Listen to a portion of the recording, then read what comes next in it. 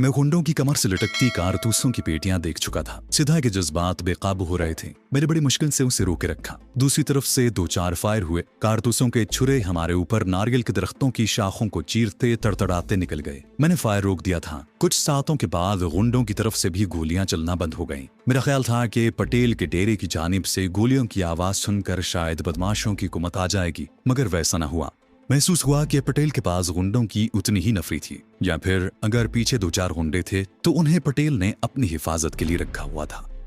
चारों तरफ गहरी खामोशी छाई थी। ये खामोशी फायरिंग के धमाकों से ज्यादा आसाब शिकन थी। सिदा से सब्रमई हो रहा था। वो बार बार राइफल को आगे करती। मैंने हाथ जोड़कर उससे इल्तिजा की कि वो गोली न चलाए। उसने राइफल एक तरफ रख दी और अपनी गर्दन से अपने सांप बेटे को उतार कर उसका मुंह अपने होंठों के पास ले गई और उसे कहा, नाग, जा अपनी माँ के दुश्मनों को डस करा। मैंने जल्दी से कहा, सिधा, उनके पास बंदूकें हैं, वो तेरे सांप को मार डालेंगे। मगर इस दौरान सिधा का सांप उसके हाथ से निकलकर फुंकारता हुआ बिजली किसी तेजी के साथ टीले की नशेबी झाड़ियों में गुम हो चुका था। सिधा गर्दन उठाकर बोली, मेरा बेटा मेरी तरह जहीला भी है और चालाक भी। वो अपना बचाव करना जानता है। सांप को झाड़ियों में दाखिल हुए थोड़ी ही देर हुई थी कि हमारे पीछे आहट सी हुई। मैंने पलट कर देखा तो बूढ़ा मछेरा झोंपड़ी से निकल आया था और चीख चीख कर बाजू हिलाते हुए बोल रहा था, गोली मारो, मेरे बच्चे मर गए, मुझे भी गोली मारो। वो धाड़े मार मार कर रोने लगा। सिधा चिल्लाई, देवा दादा, कुटिया में जाओ। धाएं की आवाज गूंजी और बूढ़े मछेरे का सीना खून से रंगीन हो गया। वो गुंडों की रेंज में था। बूढ़ा मछेरा आगे को गिर पड़ा।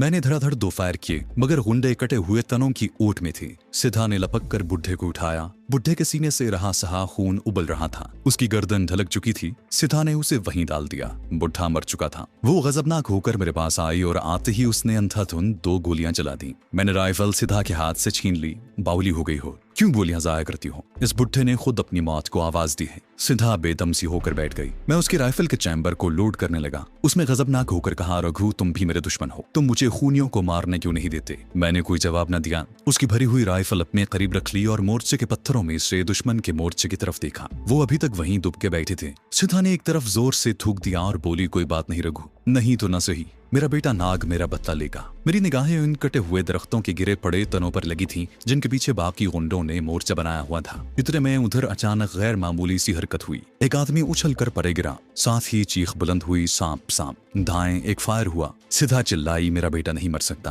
वो बचकर मेरे पास आ जाएगा। उसने एक दुश्मन को डस लिया है। और सिधा दीवानों की तरह तय कहे लगाकर हंसने लगी। मैंने उसके मुंह पर हाथ रख दिया। खामोश रहो, क्यों शोर मचा रही हो? सिधा का सांस फूला हुआ था। वो चुप होकर मुझे जलती हुई केसरी आंखों से तकने लगी। मैंने उसके शाने पर हाथ रखकर कहा, जो मैं कहता हूँ उसे गौर से सुनो। मैं दुश्मनों के पीछे जा रहा हूँ। तुम मेरे जाने के बाद थोड़े थोड़े वक्फे से 2 फायर करना, ताकि गुंडों को यही ख्याल रहे कि टीले का मोर्चा खाली नहीं है। सिधा के चेहरे पर अचानक एक नरमी सी आ गई। उसने मेरा हाथ अपने खुरदरे हाथों में लेकर कहा, रघु, तुम न जाओ, मेरा सांप, मेरा बेटा उन्हें खत्म कर देगा। एक फुनकार के साथ उसका काला सांप नशीबी झाड़ियों से निकलकर उसके पास तेजी से रेंगता हुआ गया। सिधा ने सांप को देखते ही कहा, तुम मेरे पूत हो, धन हो। मैंने राइफल सिधा के हाथ में देकर एक बार फिर समझाया कि मेरे जाने के 5 मिनट के बाद वो एक फायर कर दे। उसके 5 मिनट बाद दूसरा फायर झोंके। ये कहता मैं आहिस्ता आहिस्ता रेंगता हुआ टीले की दरिया वाली साइड की तरफ फिसल गया। अब मैं सर से पांव तक कमांडो बन गया था और एक पाकिस्तानी कमांडो के आगे इन बुज़दिल खूनी गुंडों की कोई हैसियत नहीं थी। टीले से उतरते ही मैंने दरिया के किनारे किनारे शुमाल मशरिक की तरफ रेंगना शुरू कर दिया।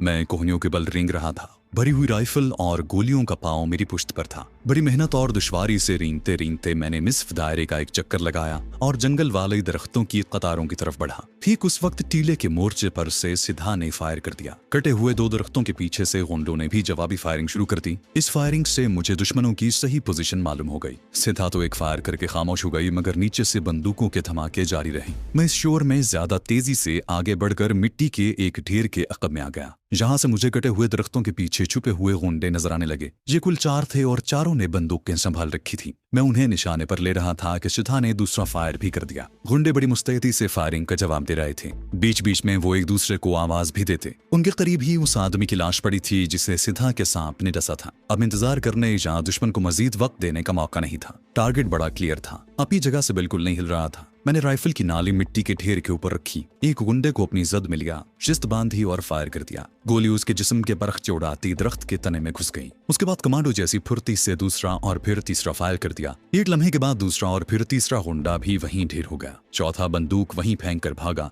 ये उसकी बदनसीबी थी कि वो उठकर भागने लगा था। अगर वो छलांग लगाकर दरख्तों के तने की दूसरी जानिब हो जाता तो मैं उसे हलाक नहीं कर सकता था। लेकिन जब वक्त आन पहुंचता है तो जालिम की अकल मारी जाती है। ये उस कातिल गिरोह का आदमी था जिसने मासूम और बेगुनाह गरीब मच्छरों के बच्चों को भी अपनी गोलियों का निशाना बनाए बगैर न छोड़ा था। मुश्किल से 2-4 कदम दौड़ा होगा कि मेरी राइफल से निकी हुई चौथी गोली उसकी पीठ में घुसकर उसके पेट को पुर्जे पुर्जे करती हुई आगे से निकल गई। वो चीख कर आवाज के साथ मुंह के बल गिरा और फिर न उठा। मैं कुछ देर वहीं लेटा रहा। जब चारों तरफ सन्नाटा छा गया तो दौड़कर लाशों के पास गया। उनकी चारों बंदूकें और कारतूसों की पेटियां उठाई और दौड़ता हुआ टीले के अकब में आ गया। सिद्धा मुझे देखते ही मेरी तरफ दौड़ी। उसकी गर्दन से लिपटा हुआ सांप भी शायद खुशी से फुनकार रहा था। मैं बड़ी मुश्किल से सिद्धा को लेकर नारियल के दरख्तों वाले मोर्चे के पीछे जाकर छुप गया। मैंने बंदूकें और कारतूसों की पेटियां वहीं एक तरफ रख दी और सिद्धा से कहा कि मेरा ख्याल है गुंडों के साथी बाकी नहीं रहे, नहीं तो वो जरूर आते। सिद्धा माल गनीमत की बंदूकों को उठाकर देखने लगी। मैंने उसे कहा कि इस लाश को झोंपड़ी में ले जाकर डाल दो। सिद्धा ने दरिया के शुमाली साहिल के नारियलों को देखकर कहा, इन गुंडों का सरगना वो पटेल अभी जिंदा होगा।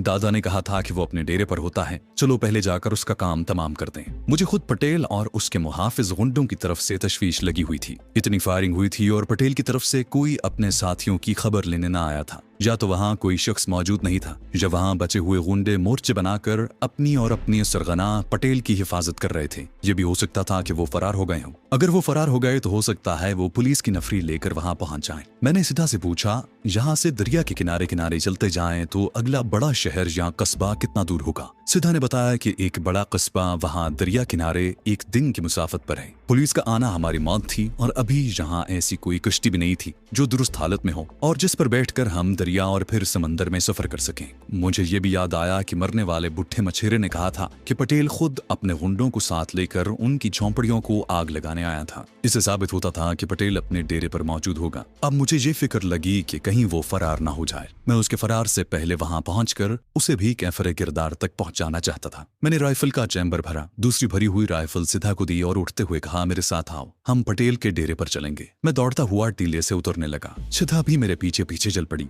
हमवार जमीन पर अगर हम झोंपड़ियों के बिखरे हुए सामान में से गुजरते दरिया से हटकर जंगल की समत भागने लगे। हमने तेजी से भागकर ये खुला मैदान अबूर किया और घने दरख्तों के नीचे आ गए। जहां हमने सांस दुरुस्त किया। मैंने गोलियों का पाउच खोलकर देखा, उसमें अभी 15-20 गोलियां मौजूद थी। सिद्धा का सांप अब उसकी कलाई से लिपटा हुआ था और कमबख्त खुशी से झूम रहा था। सिद्धा ने मुझे अंदाजन वो जगह दूर से इशारा करके बताई जहां पटेल का डेरा हो सकता था। हम दरख्तों के पीछे से होते हुए तेज तेज कदमों से उस डेरे की तरफ चल पड़े। जंगल के दरख्तों की घनी छांव थी। बाहर दरिया के किनारे धूप चमक रही थी। यहाँ दरख्त इतने करीब नहीं थे, मगर इन दरख्तों के तने इतने बड़े बड़े थे कि बड़े बड़े सुतूनों का एक ईवान सा बन गया था। इनमें से मुझे दूर दरिया के किनारे एक छोटी सी मोटर कश्ती नजर आई। यहाँ आदमियों की आवाजें भी आ रही थी। सिद्धा की आंखें इंतकाम की आग में एक बार फिर अंगारे छोड़ने लगी थी। रघु पटेल के आदमी यहाँ मौजूद हैं। मैंने 2 आदमियों को कांधों पर बख्श उठाए दरख्तों में से निकलकर कश्ती की तरफ दौड़कर जाते देखा। ये लोग यहाँ से भाग रहे थे। मैंने सिद्धा से कहा, तुम जहाँ दरख्त को पीछे चुप कर मेरे जाने के थोड़ी देर बाद फायर करना। उसके जवाब का इंतजार किए बगैर मैं झाड़ियों और गिरे पड़े दरख्तों को फलांग कर जंगल का छोटा सा चक्कर काट कर दूसरी तरफ आ गया। यहाँ से मुझे मोटर कश्ती साफ नजर आ रही थी। उस पर एक बक्स लादा जा चुका था और 3 आदमी दूसरा बक्स लाद रहे थे। मैं इस कश्ती पर कब्जा करना चाहता था। मैंने झुककर कश्ती की तरफ बढ़ना शुरू कर दिया। इतने में सिद्धा के फायर से जंगल गूंज उठा। कश्ती में बक्स लादने वाले आदमी बक्स वहीं छोड़कर दरख्तों की तरफ भागे। मैंने 3-4 छलांगे लगाई और मोटर कश्ती में कूदकर पोजीशन संभाल ली और पैदल पे भागते हुए आदमियों पर फायरिंग शुरू कर दी।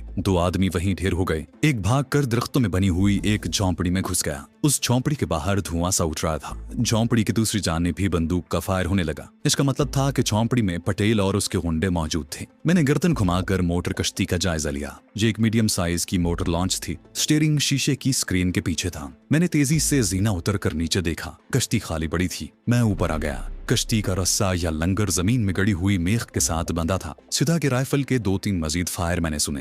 वैसे वो खतरे में भी थी। झोंपड़ी में से निकलकर ये गुंडे उसे घेरे में ले सकते थे। मैंने कश्ती में से साहिल पर छलांग लगाई और झोंपड़ी की दीवार से कुछ फासले पर दरख्तों के पीछे आ गया। फिर रेंगता हुआ झोंपड़ी के सामने वाले दरवाजे की तरफ घूमा। गुंडे उधर ही से फायरिंग कर रहे थे। मैंने दरख्त के पीछे से जरा सा सर बाहर निकाल कर देखा कि झोंपड़ी के अकब में 4 आदमी एक मोर्चा बनाए बैठे थे। बंदूकों की नालियां उन्होंने लकड़ी के बड़े बड़े बक्सों के सुराखों में से बाहर निकाली हुई थी और करीब ही कारतूसों की 6-7 बेल्टें पड़ी थी। झोंपड़ी का दरवाजा थोड़ा सा खुला। उसके अंदर से अचानक भारी भरकम मगर घबराई हुई आवाज आई, अबे नमक हराम हो, तुम में से 2 आदमी मुझे लेकर मोटर बोट पर पहुंचाओ। 4 में से एक आदमी उठा और बंदूक कांधे पर रखकर बोला, पटेल बाबू, उधर से फायर आ रहा है, चलो मैं तुम्हें छुड़ाता। यह आदमी बराह रास्त मेरी राइफल की जद में आ चुका था। मैंने ट्रिगर दबा दिया। तराख की आवाज के साथ यह आदमी अपनी जगह से 3 फुट ऊपर उछलकर धड़ाम से टेढ़ा मेढ़ा होकर नीचे गिर पड़ा। उसके साथ ही मैंने फायरिंग शुरू कर दी और बाकी के 3 आदमियों को भी वहीं ढेर कर दिया। मेरे ख्याल में अब मैदान साफ होना चाहिए था। झोंपड़ी में पटेल को जैसे सांप सूंघ गया था। वो खौफ के मारे बाहर नहीं निकल रहा था। मैं उछलकर दरख्तों में से बाहर आया और झोंपड़ी की तरफ रेंगने लगा। किसी जानिब से कोई आवाज नहीं आ रही थी। दरख्तों के सारे परिंदे डर कर उड़ गए थे। झोंपड़ी का दरवाजा उसी तरह नीमवा था। मैंने राइफल का रुख दरवाजे की तरफ करके बुलंद आवाज में हिंदी में कहा, अंदर जो कोई भी है हाथ उठाकर बाहर आ जाए। मैं कुछ नहीं कहूंगा, जल्दी करो नहीं तो मैं फायर कर दूंगा। झोंपड़ी में से पटेल की वही भारी भरकम आवाज आई। इस बार आवाज शिद्दत से कांप रही थी। मुझे जान से नहीं मारोगे ना?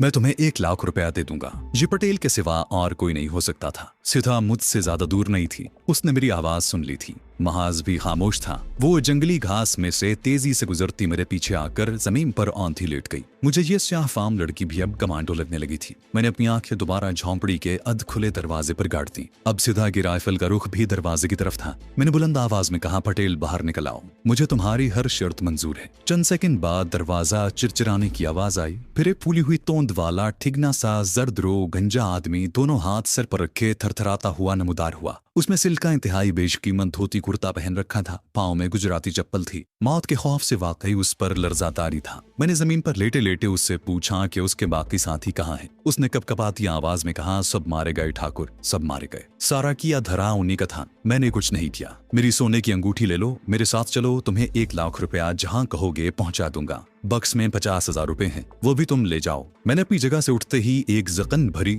लात मार कर झोंपड़ी का दरवाजा धड़ाक से खोल दिया और राइफल तान कर चिल्लाया, कोई है तो वहीं खड़ा रहे। मैं झोंपड़ी में घुस गया। झोंपड़ी खाली पड़ी थी। एक जानिब चारपाई पर शानदार बिस्तर लगा था। मैं बाहर निकल आया। पटेल को सिधा ने अपनी राइफल की जद में ले रखा था। पटेल उसी तरह अपने हाथ सर पर रखे खड़ा था। मैंने सिधा को इशारे से बुलाया। हम दोनों की शक्लें देखकर पटेल की रही सही हिम्मत भी जवाब दी गई। सिधा के स्याह फाम चेहरे, केसरी आंखें और कलाई से लिपटे सांप को देखकर उसके पसीने छूट गए। मेरी अपनी शक्ल भी किसी खून पी जाने वाले दरिंदा सिफत डाकू से कम न थी। मैंने पटेल का एक हाथ नीचे गिरा दिया। हाथ नीचे कर लो पटेल, तुम सिधा के शिकार हो, मैं तुम्हें कुछ नहीं कहूंगा। पटेल ने सिधा के आगे हाथ जोड़ दिए। नाग देवी मुझे माफ कर दो, मैंने कोई गुनाह नहीं किया। सिधा ने राइफल कांधे से लटका रखी थी। उसने अपनी कलाई से लिपटे सांप के सर पर हाथ फेरते हुए फुनकार नुमा आवाज में कहा, मछेरों की झोंपड़ियों को किसने आग लगाई थी? मेरे माता पिता, मेरे भाई बहनों और बच्चों पर किसने गोलियां चलाई थी? पटेल ने गिड़गिड़ाते हुए कहा, देवी मैया, ये सब कुछ उन गुंडों ने किया था, मैंने तो उन्हें मना किया था। सिधा ने गजबनाक होकर कलाई वाला सांप पटेल के चेहरे पर रख दिया। निर्दयी, इन गुंडों को यहाँ लाया कौन था? सिधा ने सांप को मजीद करीब कर दिया। पटेल की आंखें दहशत के मारे उबल पड़ी और फिर वो बेहोश होकर चकराया और धड़ाम से जमीन पर गिर पड़ा। मैंने सिधा से कहा, इसका काम तमाम करो और वापस अपने टीले पर चलो। सिधा ने बेहोश पटेल के गंजे सर पर हाथ फेर कर कहा, मैं तो इससे प्यार करूंगी रघु, अब मैं इस गंजे पटेल से प्यार करूंगी। ये लो, तुम मेरे बेटे को पकड़ो। उसने कलाई वाला सांप उतार कर मेरी तरफ फेंका। सांप हवा में उछलकर मेरे बाजू के साथ आकर चिमट गया। मुझे पसीना तो जरूर आ गया, मगर सांप ने मुझे कुछ न कहा। मेरी समझ में नहीं आ रहा था कि ये वहशी तमिल लड़की पटेल के साथ किस किस्म का प्यार करना चाहती है। मेरे देखते देखते सिधा ने अपना मुंह पटेल के गाल पर रख दिया और फिर गहरे गहरे सांस लेने लगी। मैं अपनी जगह पर साकित खड़ा उसे देख रहा था। जब वो पीछे हटी तो पटेल के गाल से स्याह रंग का खून बह रहा था। सिधा उस नागन वहशी लड़की ने पटेल के गाल को काट कर अपने दांतों का जहर उसके खून में शामिल कर दिया था। सिधा ने पटेल के पेट में लात मारकर कहा, इस राक्षस को इसी तरह मारना चाहती थी। लात मारने से पटेल को होश आ गया। उसने गर्दन उठाकर अपने जिस्म को देखा कि गोली तो नहीं लगी। उसके गाल से खून के स्याह कतरे उसके बेदाग कमीज पर गिरे तो उसने अपने गाल को हाथ लगाकर देखा। ये जहर है राक्षस, ये मेरे इंतकाम का जहर है। पटेल का मोटा भद्दा जिस्म आहिस्ता आहिस्ता लरजने लगा, अपनी गर्दन को मसलने लगा। उसके हल्क से हल्की सी चीख निकली जो एक खरखराहट में तब्दील हो गई। उसके हाथ जमीन पर गिर पड़े, नाक से स्याह खून जारी हो गया। जिस्म की लर्जिश रुक गई और गर्दन एक तरफ को ढलक गई। अब उसके कान से भी स्याह खून बह रहा था। सिद्धा ने एक वेश्याना तहकहा लगाया, राइफल उठाकर पटेल के पेट को निशाना बनाया और धाएं से फायर कर दिया। पटेल का जिस्म जरा सा उछला और तोंद हल्के से धमाके से फट गई। अंतड़ियां बाहर को उबल आईं। मैंने सिद्धा का बाजू थामा और उसे घसीटता हुआ दूसरी तरफ ले गया। सिद्धा पर वहशत सवार थी। शायद वो पटेल की लाश को कच्चा जमाना चाहती थी। वो मेरे बाजुओं से निकल जाती। मैंने बड़ी मुश्किल से उसे संभाला और झोंपड़ी के दूसरी तरफ ले जाकर एक मटके से पानी पिलाया। वो जमीन पर बैठ गई, फिर अपने माता पिता को याद करके देर तक रोती रही।